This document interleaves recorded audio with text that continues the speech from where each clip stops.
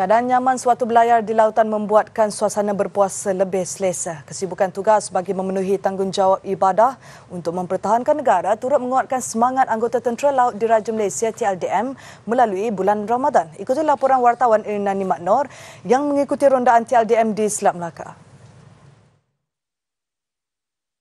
Menerusi rondaan op pejarak, kapal KD Sri Indra Sakti mengawasi perairan Lumut hingga perairan Langkawi.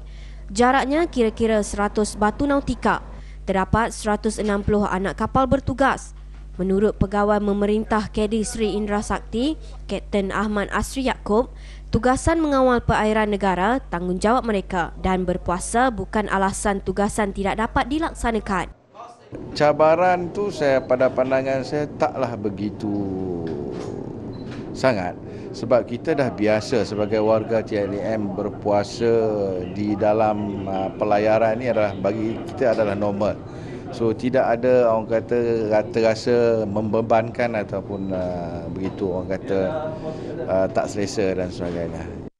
Tugas mereka mengawal perairan daripada pencerobohan orang asing dan membanteras kegiatan lanut. Bekerja sambil puasa ni tidak susah. Dah pengalaman selama 5 tahun. Jadi semua meninggalkan keluarga tu perkara biasalah bagi kami.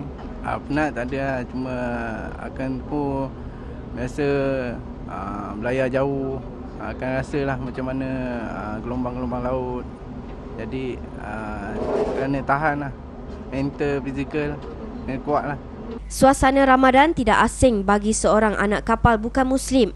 Ganesh Payadaya berkata, di bulan Ramadan dia akan turut serta berpuasa bersama rakan agama Islam yang lain sebagai tanda hormat. Agak berbeza juga lah, sebab dia orang awal-awal pagi bersahur ikut sekali dengan dia. Lepas tu masa buka puasa ikut sekali. Kadang-kadang terlapar sangat makan lah. Ada juga makanan untuk non-Muslim kat kapal. Ada. Kapal KD Sri Indra Sakti direka sebagai landasan pemerintahan. Ia berupaya berada di kawasan operasi untuk tempoh 2 bulan. Bertugas di bulan Ramadan tidak menjadi satu isu besar kepada warga Navy People.